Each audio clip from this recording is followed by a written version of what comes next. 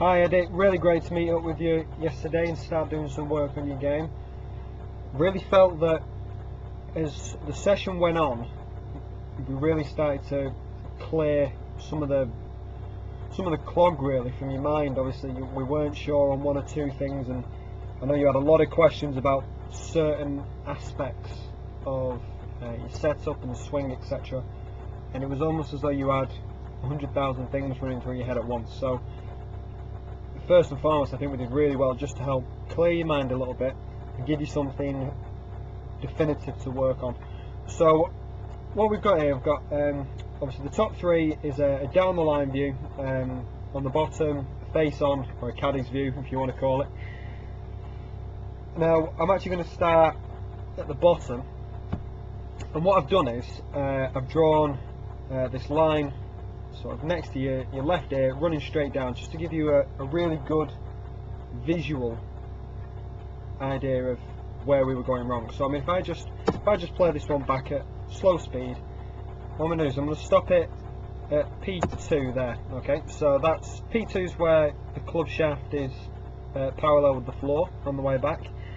Now there's a couple of things I just want you to notice straight away here. Number one is the amount that your lower body has moved this way, how much your left ear has moved away from that line, and how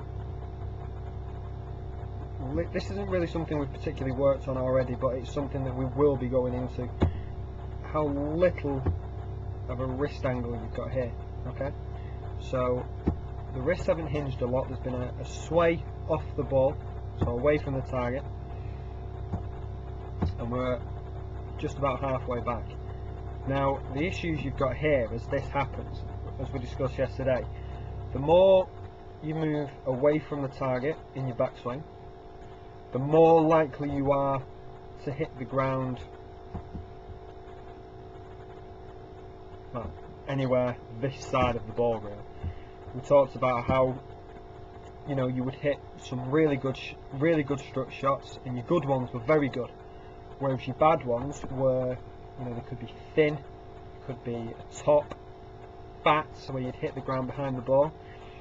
And we discussed how we needed to get the low point of your golf swing ahead of the ball. So we'd need to get your downswing, as you were hitting down into the ground, the low point would have to be slightly ahead of the ball. Now if it's ahead of the ball, you're going to hit down into the ground, you're going to hit the ball first, the turf afterwards, before the club starts levelling out and then starts working up again. And we discussed how if you look at the best players in the world, your average tour pro, club professional, scratch golfers, what they can all do better than your average weekend golfer is control where the club hits the ground.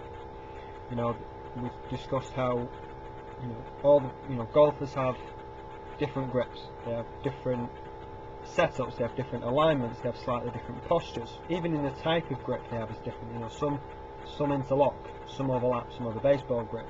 It just, everything is different, but what they can all do is hit the ground in the same place every time. And once you start getting a handle on that, the consistency of your game should improve dramatically. So if I just get rid of these here, and we'll just take it back to the top of your backswing. The main point of our session was trying to stop your upper body moving in this direction and trying to straighten your trail leg. If you have a look here, I asked you if you had any knee problems, and that's the reason why, because in your backswing that is quite a strenuous position to put your legs in. So what we're looking for is a progressive straightening of the right leg in your backswing, which allows your hips to rotate rather than sway, and it allows you to stay what we call centered. We talked about trying to keep your sternum above the golf ball throughout your backswing. Now what you actually do quite well, I think, here now is, this is obviously, you know, years of playing golf, and you then are really aggressive trying to come back into the ball, but the issue you've got is you're always behind it slightly. You actually, like I say, you actually do quite well of getting somewhere back to the ball. and that was actually quite a decent strike if I remember rightly. But it was the consistency was the issue, because as soon as you get behind the ball, you're going to struggle to control the low point of your swing.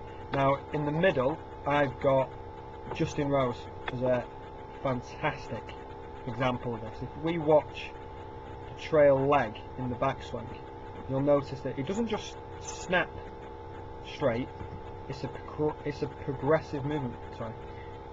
Now if we just start this back, you'll notice the head doesn't move away from the line, stays over the top of the ball, and you can see there the left leg is starting to flex more, the right leg's starting to straighten, and the hips are moving in this fashion here. That means they're rotating, it means the right hip is coming up higher and behind him, whereas you can see, if you have a look at the hip level here, see how it's fairly even, it's fairly flat. That means the hips haven't rotated and the right hip hasn't gone up either. Now the main difference here is going to be your ability to strike the golf ball, as well as we'll discuss in a minute, limiting the amount of power you can get. Now the drill we had you, we made one or two alterations to your setup, just small ones. We had you turn out your feet slightly, so they were sort of 10 to 15 degrees flared out. That allows your legs to straighten and flex easier, allows the hips to rotate. And we had you hitting balls when at setup, this was just your drill when you went and practiced, was to hit golf balls with a straight right leg.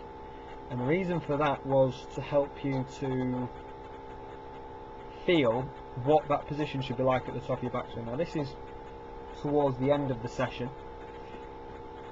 If you notice, straight up, yes, I'm fair enough, you do come up slightly, but I'm not overly concerned about this at the moment.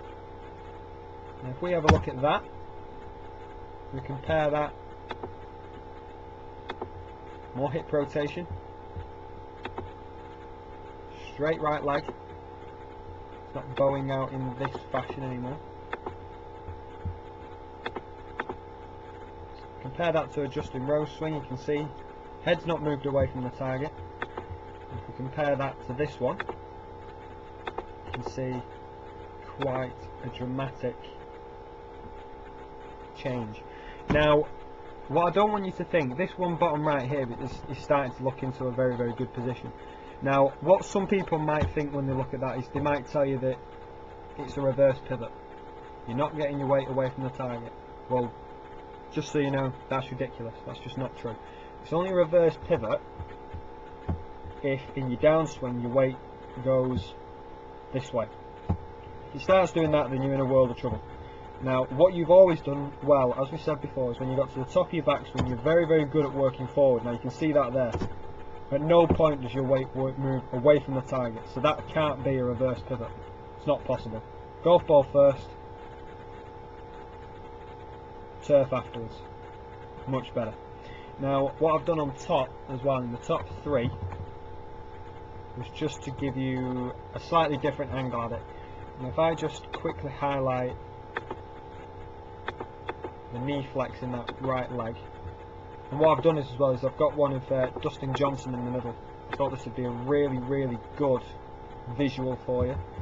Now if I start yours back, you'll notice straight away you've picked the hands and arms up, because that's the only way you're going to get any decent length to your backswing.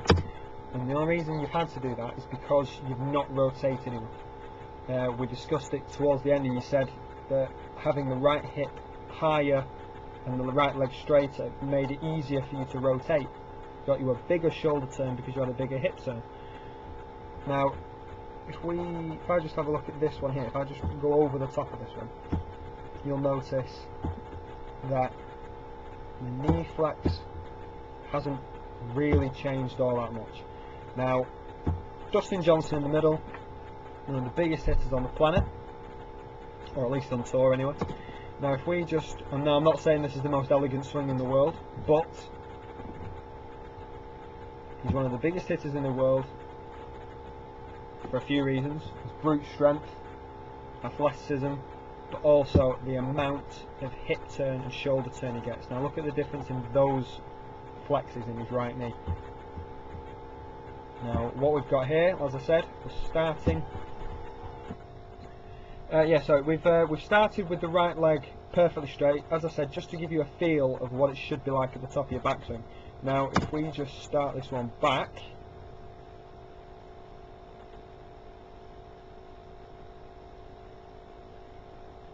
because you've already straightened the right leg, it's easier for you to rotate round. And if I actually stop it at this point here, this is what we call P3. This is when your left arm is parallel with the floor. Now what I am going to say to here straight away is your arms are coming more behind you, which is always a good thing. Your spine inclination to the ground has stayed more constant, so more like it was at setup, and by that I mean this angle here.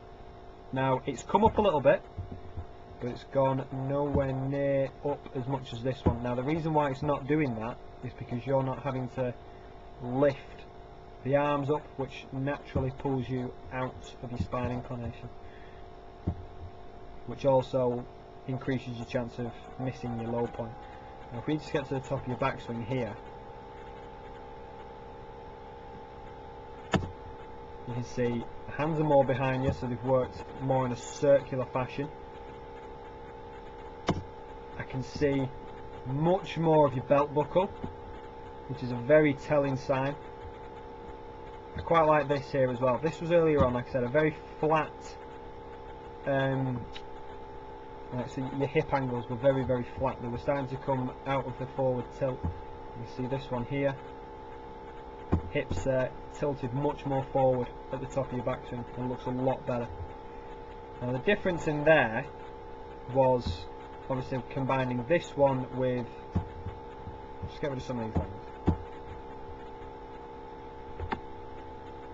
with that one compared to this one and this one is going to help you dramatically. As we said, if it's not working straight away, don't worry, stick with it. As I said, when you're learning a new skill, it's a bit like learning to drive a car. When you first, you're trying to use your gears, etc., and you've got to think, you've got a million and one things going around in your head. So, and then with a bit of practice, it always improves. So stick with it, and the best of luck to you. If you've got any issues, give me a call. You've got my number, or email me, daleathletepga@hotmail.co.uk. Best of luck again, Eddie. I'll speak to you soon. Bye bye for now.